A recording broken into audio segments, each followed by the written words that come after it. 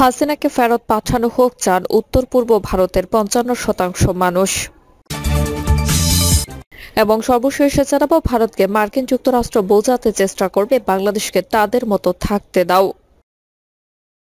এতক্ষণ শুনলেন সংবাদ শিরোনাম, এবারে বিস্তারিত। হাসিনাকে ফেরত পাঠানো হোক চান উত্তর পূর্ব ভারতের ৫৫% মানুষ। ছাত্র জনতার গণ অভ্যুত্থানের মুখে গত বছরের ৫ আগস্ট ভারতে পালিয়ে যান সাবেক স্বৈরাচার প্রধানমন্ত্রী শেখ হাসিনা।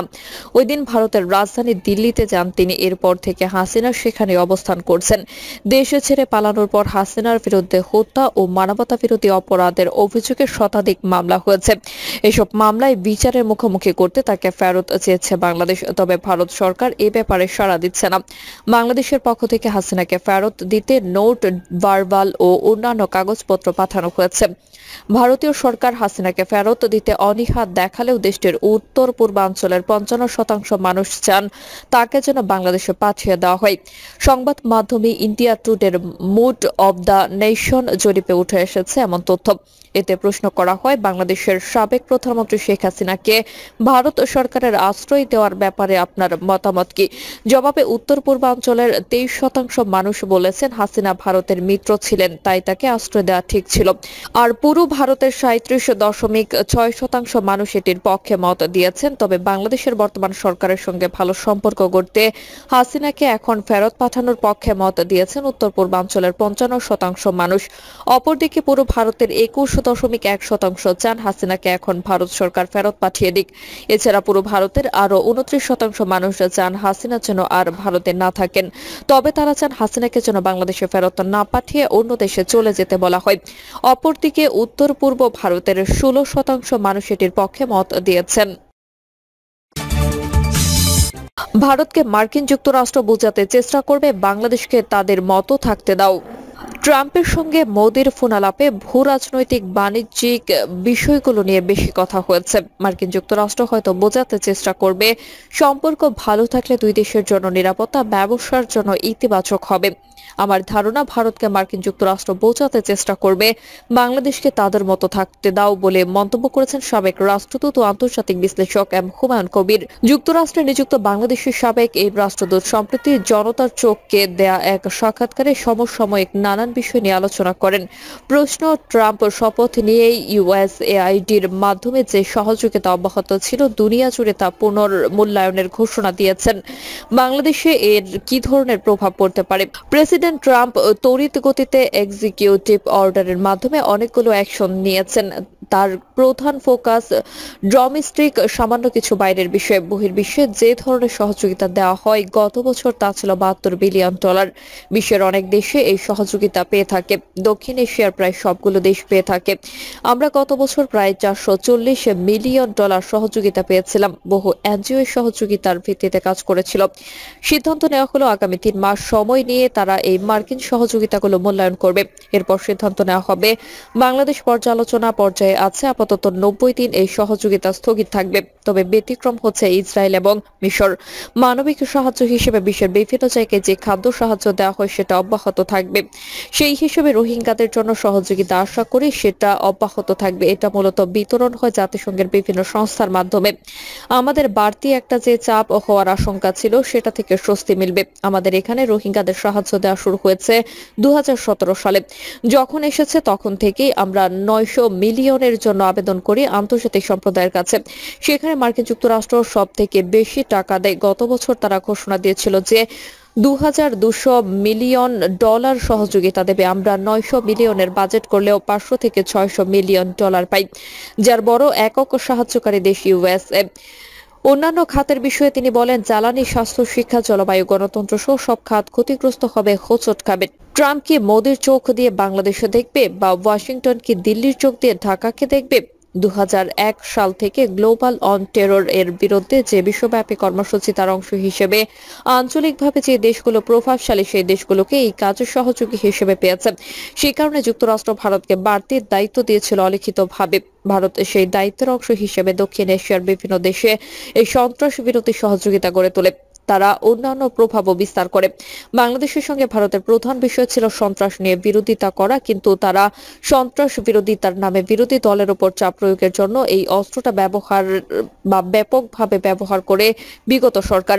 বাইডেন প্রশাসন যখন ক্ষমতায় আসে তখন তারা এটা থেকে সরে আসে। তারা বিভিন্ন দেশে গণতান্ত্রিক উন্নয়ন, অর্থনৈতিক উন্নয়ন, দুর্নীতি বিরোধী কাজে মনোযোগ দেয়। আমার ধারণা তার ফলে ভারত যেরকম ভাবে চাইতো বাংলাদেশের সঙ্গে সম্পর্ক, মার্কিন যুক্তরাষ্ট্র কিন্তু তার ভিন্ন চিন্তার কথা বলে আসছে।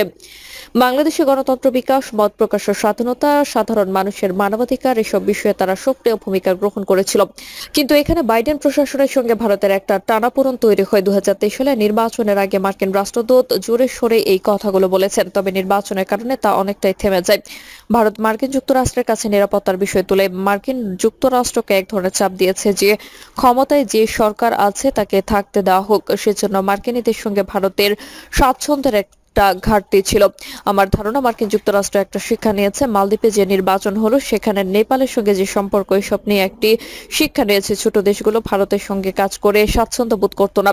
তারই একটা নমুনা জুলাই আগস্টে যে সরকার পরিবর্তন হলো তখন অন্তর্বর্তী সরকারের প্রতি সমর্থন করেছে।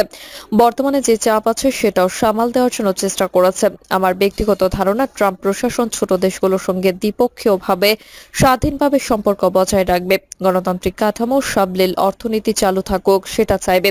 ট্রাম্প প্রশাসনের গুরুত্ব বেশি থাকবে ব্যবসা বাণিজ্যে। আজকে যদি বাংলাদেশের গ্রহণযোগ্য নির্বাচনের মাধ্যমে একটা গণতান্ত্রিক সরকার হয় তাহলে মার্কিন ব্যবসা প্রতিষ্ঠানগুলো ব্যবসা করার সুযোগ পাবে। সেই প্রেক্ষিতেও আমি মনে করি যে প্রক্রিয়া আছে সেটাতে সমর্থন থাকবে। এই জন্য প্রতিষ্ঠানগুলো শক্তিশালী করতে হবে, দায়বদ্ধতা নিশ্চিত করতে হবে, মুক্ত পরিবেশ, মিডিয়া, নাগরিক পরিবেশ নিশ্চিত করতে হবে। সামনের দিনগুলোতে বাংলাদেশের সঙ্গে ভারতের সম্পর্ক কোন দিকে যাবে, যুক্তরাষ্ট্র এই ক্ষেত্রে কি ধরনের ভূমিকা নেবে? ভারতকে মার্কিন যুক্তরাষ্ট্র বোঝাতে চেষ্টা করবে বাংলাদেশকে তাদের মতো থাকতে দাও। ট্রাম্পের সঙ্গে মোদির ফোন আলাপে ভূ রাজনৈতিক বিষয়গুলো, বাণিজ্যিক বিষয়গুলো নিয়ে বেশি কথা বলেছে। মার্কিন যুক্তরাষ্ট্র হয়তো বোঝাতে চেষ্টা করবে সম্পর্ক ভালো থাকলে দুই দেশের জন্য নিরাপত্তা, ব্যবসার জন্য ইতিবাচক হবে। জয়শঙ্কর ট্রাম্পের শপথে গেলেন, সেখানে মার্কিন ফরেন সেক্রেটারির সঙ্গে বৈঠক করলেন। তার স্বল্প সময়ে বাংলাদেশের প্রসঙ্গেও কথা বলেছেন। কথা হতেই পারে। সেখানে কি আলোচনা হয়েছে সেটা তো আমরা জানি না। এখানে ধারণা বিনিময় অস্বাভাবিক কিছু নয়। ব্যক্তিগত ধারণা মার্কিন যুক্তরাষ্ট্র এখানে ভারত বাংলাদেশ সম্পর্ক কিভাবে ভালো করা যায় তা নিয়ে আলোচনা করতে পারে। কারণ মার্কিন যুক্তরাষ্ট্র এখন চাইবে না চীনের সঙ্গে সম্পর্ক বাড়ুক। ভারতের সঙ্গে প্রতিদ্বন্দ্বিতামূলক সম্পর্ক হলে ওই দেশগুলোতে চীনের প্রভাব বিস্তার করার সম্ভাবনা থাকে। তাহলে আমেরিকায় ট্রাম্পের জয়ের কারণে বাংলাদেশের রাজনীতিতে কি ধরনের প্রভাব পড়তে পারে? বড় রকমের কোনো পরিবর্তন আসবে মার্কিন নীতিতে আমি তা মনে করি না। প্রথমত মাঠের বাস্তবতা পরিবর্তন হয়ে গেছে। মার্কিন যুক্তরাষ্ট্র যে এই পরিবর্তন দেখে না এটা ভাবার কারণ নাই। দ্বিতীয়ত বিশ্বের কয়েকটা জায়গায় যুদ্ধ চলছে। যুক্তরাষ্ট্র প্রশাসন চাইবে এই অঞ্চলের স্থিতিশীলতা, তার ফোকাস যে ব্যবসায় তা মোদির সঙ্গে কথাতে বোঝা গেছে। আমরাও কিন্তু এলএমজি কেনার জন্য বড় একটা কন্ট্রাক্ট সাইন করেছি মার্কিন যুক্তরাষ্ট্রের একটা কোম্পানির সঙ্গে। এই স্থিতিশীলতা ধরে রাখতে মার্কিনিরা আরো এনকারেজ করবে বলে আমার মনে হয়। বাংলাদেশ ও ভারত সম্পর্কের মধ্যে এক ধরনের টানাপোড়েন চলছে। 5 আগস্টের পর থেকে তা দৃশ্যমান। কিভাবে দেখেন তা ভারতের সেনাপ্রধানদের সাম্প্রতিক বক্তব্য লক্ষ্য করে যদি ব্যাখ্যা করেন। আমি ভারতের সেনাপ্রধানের সাম্প্রতিক বক্তব্যকে যথেষ্ট বুদ্ধিমত্তার প্রকাশ বলে মনে করি না। কারণ এই ধরনের কথার অর্থ এখানকার সরকারের প্রতি এক ধরনের অনাস্থা প্রকাশ করা। বাংলাদেশের বর্তমান সরকারের চেহারাটা তাদের বোঝা দরকার। এটা অভ্যুত্থানের সরকার। নতুন বাস্তবতাটাকে যত তাড়াতাড়ি উপলব্ধি করবে ততই ভালো। আমাদেরও তো অভ্যন্তরীণভাবে অনেক কাজ আছে। আমাদের জন্য স্বাভাবিক স্থিতিশীল সম্পর্ক থাকা ভালো। যা শুনছি এর বাইরে একটা বাস্তবতা আছে। দুই দেশের ব্যবসা বাণিজ্য কিন্তু মোটামুটি চলছে। নীতিগত বা রাজনৈতিক পর্যায়ের সমস্যা তারা এটা মেনে নিতে পারছে না। কিন্তু প্রজাতন্ত্র দিবসে ভারতীয় হাইকমিশনার মহোদয় বলেছেন বাংলাদেশের সঙ্গে সম্পর্ক দীর্ঘমেয়াদী হিসেবে দেখেন। নিকট দুই দেশের প্রতিবেশী হিসেবে একে অপরের জাতীয় স্বার্থ বাস্তবতার আলোকে সম্পর্ক ধরে রাখতে হবে। ভারতের দিক থেকে এই উদ্যোগটা আসা দরকার। আমাদের সর্বোচ্চ মহল থেকে বারবার এটা বলা হচ্ছে এখন ভারতের দিক থেকে আসা উচিত। কূটনীতিক সহ বা সামগ্রিক বিষয়ে অন্তর্বর্তী সরকারের জন্য কি পরামর্শ থাকবে আপনার? এই সরকার তো স্বল্প সময়ের জন্য এসেছেন, তারা প্রাতিষ্ঠানিক সংস্কারের কাজ হাতে নিয়েছেন। ভারতও যদি গণমানুষের প্রত্যাশাটাকে মনে রাখে বা মনে রেখে সামনে আসে তাহলে অন্তর্বর্তী সরকার সাড়া দেবেন বলে মনে করি। সাড়া দেওয়াটাই উচিত হবে। জুলাই বিপ্লবে একটা বড় ধরনের রাজনৈতিক পরিবর্তন হয়েছে। এটা হয়েছে বড় ধরনের মানবাধিকার লঙ্ঘনের মাধ্যমে। গত 15 বছরে নানা ধরনের অত্যাচার অবিচার হচ্ছে, যার কারণে রাজনৈতিক কিছু প্রক্রিয়া বা প্রতিক্রিয়া হয়েছে। তারপর কিছু সংখ্যালঘু বা সংখ্যাগুরু সকলের মধ্যেই একটা রাজনৈতিক সচেতনতা বেড়েছে। আমাদের সচেতন হওয়া উচিত যাতে ভবিষ্যতে এই ধরনের সমস্যা তৈরি না হয়। এখন একটা পরিবর্তন দেখছি, সংখ্যালঘু যারা তারাও এগিয়ে আসছে। প্রিয় দর্শক, এই ছিল এখনকার সর্বশেষ সংবাদ। আপনি সব সংবাদ পেতে চ্যানেলটি সাবস্ক্রাইব করে বেল আইকনটি ক্লিক করে রাখুন।